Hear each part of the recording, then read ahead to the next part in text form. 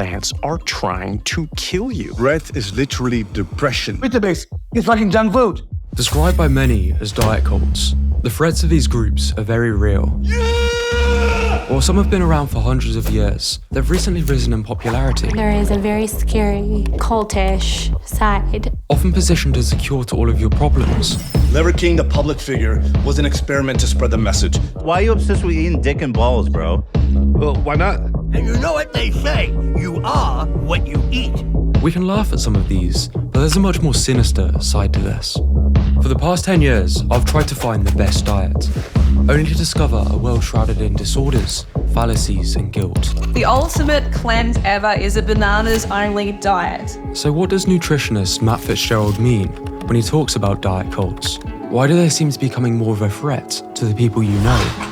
And why do so many leading health professionals spend so much of their time warning against these? Gatorade is extremely toxic and poisonous. Peppers and tomatoes are ruining your gut health. Spinach, not healthy for you. Oatmeal is for horses, maybe, probably not even for horses. Beans are bullshit. Dairy is terrible for you. Eggs are one of the worst foods that you can eat. Pink Himalayan salt, canceled. Teas containing these silken sachets, canceled. Dark chocolate, canceled. You have to stop drinking cold water with your meals. Stop eating fresh food. 2013, the cotton ball diet started trending on social media, in which little girls would only eat cotton balls soaked in juice, a weight loss method popularized in the modeling world. It's not that bad. The cotton ball diet is as disturbing as it sounds. Perhaps more horrifying is the infamous tapeworm diet, which involves swallowing a parasite which lives and grows up to 9 meters inside of you. Illegal in the US, but easily purchased from other countries through the internet. Tapeworms and their eggs in pill form were popular weight loss aids a century ago. My personal favorite are the breatharians. They claim to not consume calories, living off the universe's energy. I've been free from the need to take any nourishment from food now for 11 years. So the body manufactures naturally all the minerals, vitamins, nourishment, everything it needs to be totally healthy, self-sustaining, self-regenerating, without the need of taking anything external to yourself. Photosynthesis. Photosynthesis. Lower down on the crazy scale are fruitarians and raw meat dieters. In fact, this is an entire encyclopedia of diet fads. And with over 1,000 new diet books published each year, it seems like only more and more are being created.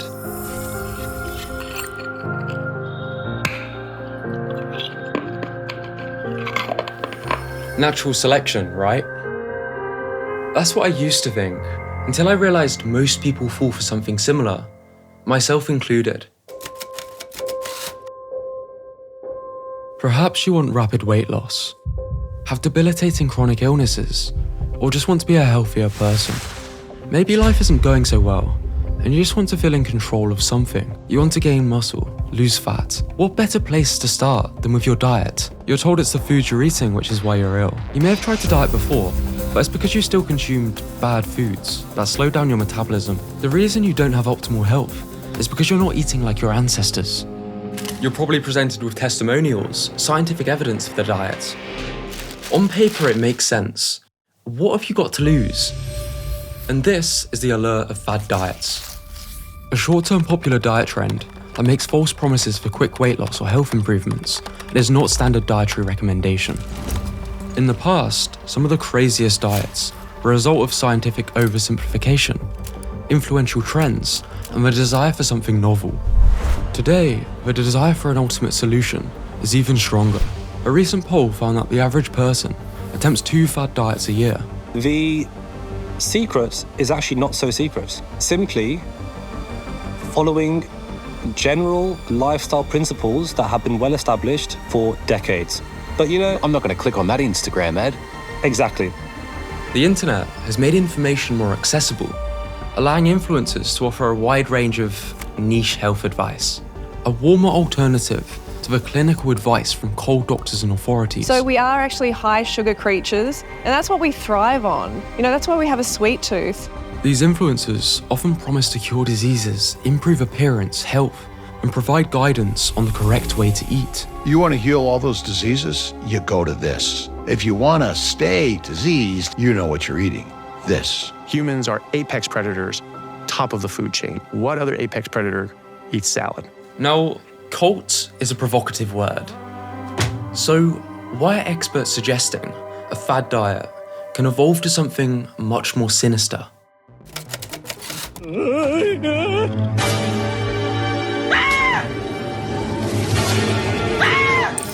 The Greek word diatia, from which diet derives, describes a whole way of life.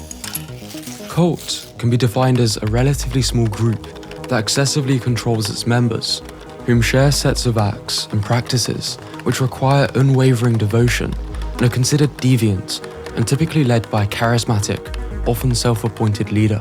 While there's plenty of instances, this doesn't always need religious connotations.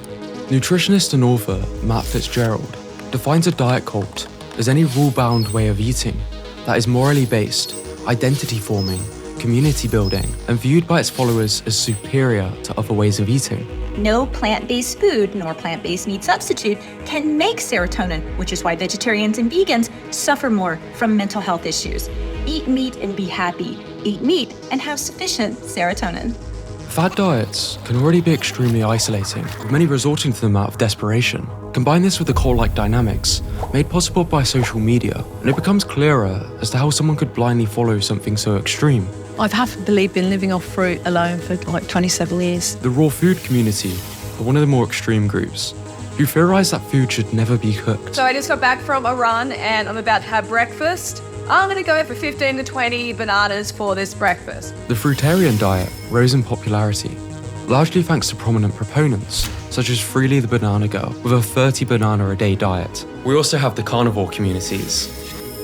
But diet cults are much more than guzzling avocados and raw testicles for miraculous health benefits. Just crushing some late night raw testicle here. That's a fresh nut. Diet cults also exist within more mainstream diets, and when these qualities are present, there's often fatal consequences. Although there's plenty of success stories for every single diet fad, research suggests most diets fail. Perhaps this is for the best. But there is a very scary, cultish side. There's been countless reported deaths from people attempting some of these more extreme diets.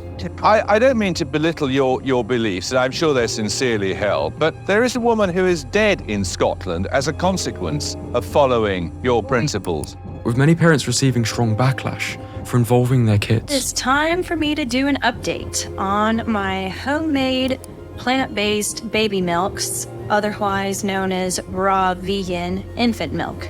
And this one, you can feed to a newborn. This is our most tweeted story of the day, on a day when there's been lots of difficult stories. The mom never took her 2-week-old infant to the hospital, and she now faces felony child neglect charges. Her baby still in the hospital. But the more mainstream diets have the most widespread consequences. How sick did you get?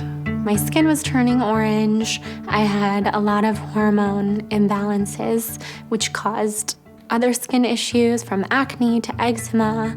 I had leaky gut, stomach ulcer. Jordan developed orthorexia, an unhealthy obsession with being healthy, and switched from being a vegan influencer to consuming animal products. You were literally getting death threats. Yeah, I was getting death threats from people, predominant people in the vegan community. It's the average person who gets caught in the middle of all of these opposing groups that develops an unsustainable or disordered, guilt-driven approach to food. I was listening to all these external messages to tell me what to do to be healthy. So lots of, influencers or, people online. It became very obsessive. I'd feel super anxious, really guilty. I was depriving myself, I guess, of a lot of things. While nutrient deficiencies can be avoided, the social isolation and guilt these often come with is more difficult to navigate. But her therapist would say early on, she's one of the sickest kids I've seen. And I would be, you look at her, she wouldn't look like those really anorexic kids you see in the hospital. She didn't look like it, but her thinking was so caught up in it. And she had passed in her sleep. And I think her heart just finally said, you can't do it. Eating disorders are something that heavily affects the younger generation, who don't know a world without the internet. And so I wear black leggings because I feel they make me look small or skinny. The confusion and guilt created doesn't help the obesity epidemic. We struggle so much trying to eat healthy, and it turns out the biggest barrier isn't time or willpower, it's knowledge. When you see little girls and boys trying to stick to these often extremely restrictive, isolating diets, it makes you question what can be done. Here's the grapefruit. Do this diet right, you can pretty much lose 10 pounds. While many pin the blame on algorithms, stupidity, influencers and marketing, this isn't going away. So, if you want to spot when this is happening, you need to look for the red flags of a diet cult. 2022. It came out that Liver King was making over $100 million a year from his ancestral supplements. While most people didn't take him seriously, you can't deny he was extremely charismatic, almost like a WWE character. His message was about living more primally, like our ancestors. With the use of fear-mongering, extremism, and flawed science, he was able to build a large audience. What? Vegetables?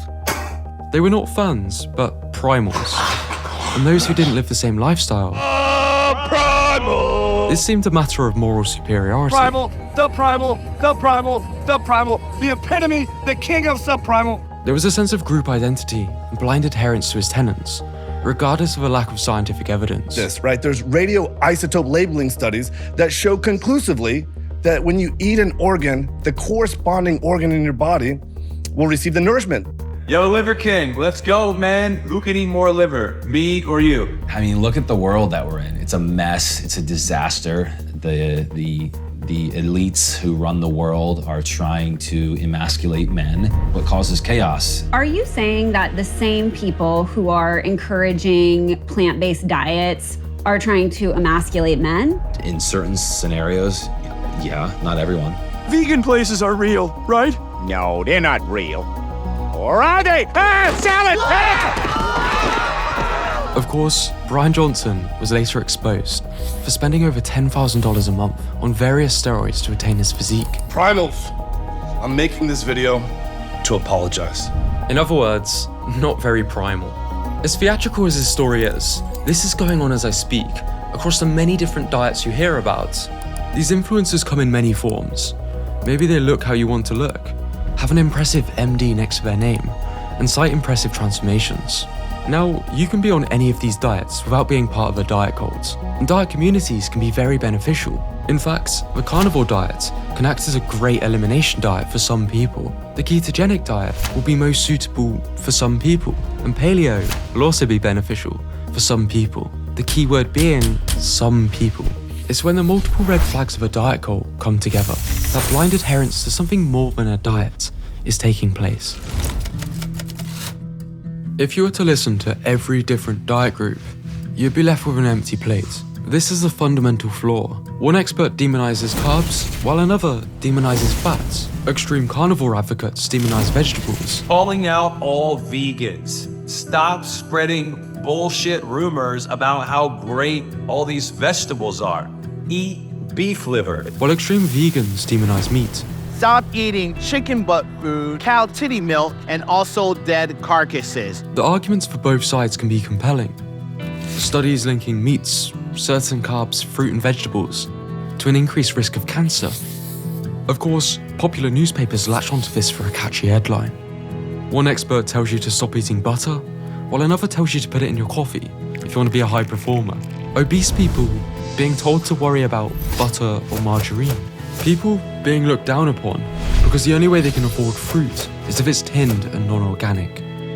I don't want to offend anyone with this video, but we live in a society that has normalized and literally encourages treating the symptom and not the cause, and I want to talk about it. Something which I am quite snobby about, which I'm not proud of, are people's food shops. I was at the supermarket this afternoon just doing my food shop, and the woman in front of me was loading on all this junk food, right? White bread, crisps, pot noodles, all that kind of stuff. And also a whole load of medicine, like pills, sachets, I could not believe. This might be too crazy to comprehend, but not everyone's parents can afford organic goji and coconut granola. So if we want to treat the cause instead of the symptoms, we need to separate the elitism and guilt around food. I have a friend who has cancer, so afraid to eat anything that they were eating nothing because they felt like everything was going to feed their cancer, and everything that didn't feed their cancer, they couldn't keep down. And I had to kind of explain to this person that, hey, getting something down is better than nothing because wasting is a very real possibility here.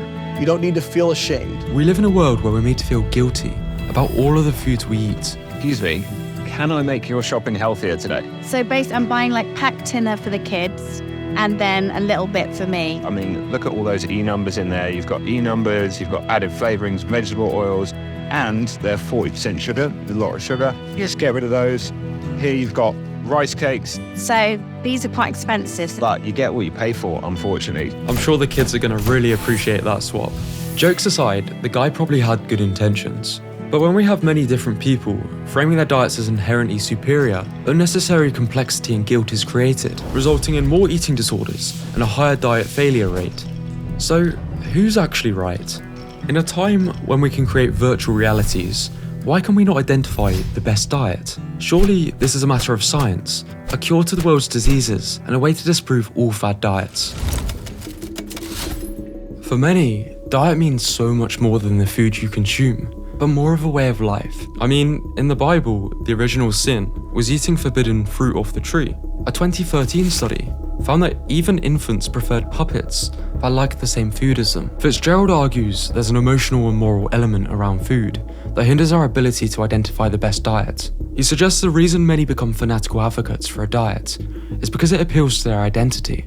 You sometimes ask me which vegetables are okay to eat. My answer is no. In other words, people buy emotionally, then justify logically. If you look into the proof behind people claiming a particular diet to be inherently superior, the quality of scientific evidence is inconclusive. In fact, it doesn't take long to identify potential bias. Your handle is Carnivore MD. You are getting so much of your income from being a Carnivore MD that even if you're presented with overwhelming evidence that the carnivore diet is not an optimal diet, you will never change your opinion because you can't, because it's in your supplements and your business model. What almost all fanatical advocates fall back on is the appeal to nature fallacy. This is where something is claimed to be good because it's perceived as natural, or bad because it's perceived as unnatural. If you want to be an alpha organism, do what other alpha organisms do, right? If you look at killer whales, they're the ultimate predators of the sea. They rip open great white sharks and they go for the liver first. Lions go for the liver first. Oats are bad because they're processed. It seems to make sense, but this is a fallacy. Polio is also natural. Is that good? Olive oil is processed. Is that bad? Sure, some of our ancestors used to only eat meat, but others used to primarily eat fruit. Humans are all individual, a highly adaptable species. We can eat the good, we can eat the bad, and we can eat the ugly. This versatility is, to me, what defines us as humans and is the key to our evolutionary success. So, what do the holistic experts actually say about the optimal human diet? The best diet for humans does not exist. Our responses to food are personal, so our dietary advice must also be personal. This is the crux of the issue. Based on the current scientific evidence, there is no one superior diet. There will be another health documentary coming out. We've all been poisoned by insert group here, big pharma, big food, big beef, who knows, right? And they're all out to get us. And a lot of this kind of ideology just turns out to make these diet rules that are ineffectual because they put so much pressure on us to alter our normal lifestyle. That if a certain diet hasn't worked for you, then maybe it was the wrong diet for you. What you're often listening to is an argument not grounded in science, but fallacies, morality, and emotion. We're all taught to think critically about literature, about politics, about culture, and that's great. But it's equally important that we use those same skills to think critically about our food. It's an amazing world we live in, but I think it's even more amazing if you approach it with logic, science, and evidence. Food for most is more than fuel. Considering how easy it is to overeat, the prevalence of eating disorders, and the fact this has been going on for hundreds of years, fad diets are deeply disturbing. Now with social media, many of these fad diets are evolving into diet cults. Now, I'm not suggesting you're moronic enough to ingest a tapeworm or swallow raw sheep ball sack. But before you laugh at these people, ask yourself, Could I be falling for something similar? Is that diet that seems so desirable actually sustainable? Or could I be entering the disturbing world of diet cults? Over the last 10 years, this is stuff I've had to learn the hard way, with a lot of trial and error, coaching, and diet books. Now, I genuinely want you to find the diet which works best for you, which is why I'm not going to give any exact recommendations. Something which helped me the most, though, was focusing on including nutrient-dense foods in my diet, as opposed to excluding food groups. So basically, do the opposite of a lot of these fad diets. An interesting fact to keep in mind as well is I recently spoke to Ronaldo's sleep coach. And most elite athletes don't stick to a diet which can be named. It's often much more nuanced, flexible, and science-based than this. What Matt Fitzgerald calls this is agnostic healthy eating, where we're not subscribing to a particular fad diet, and we're appreciating the summation of the science as opposed to cherry-picking studies and demonizing certain foods based on limited scientific research. Now, one of the areas I struggled with the most was eating out and doing so without a lot of the guilt that a lot of these diet fads leave you with. And I see a lot of people struggling with the same thing, which is why I've put a lot of my time into creating a free guide to help you do so if your goal is fat loss. And I'm making it free because I think this information should be more accessible. And it's really important, and it's something which should have helped me a lot. Dieting sucks as it is, so we want to make it as easy as possible. So if you're interested in this, it'll be available in the description. But as always, thanks for watching and subscribe for more videos like this.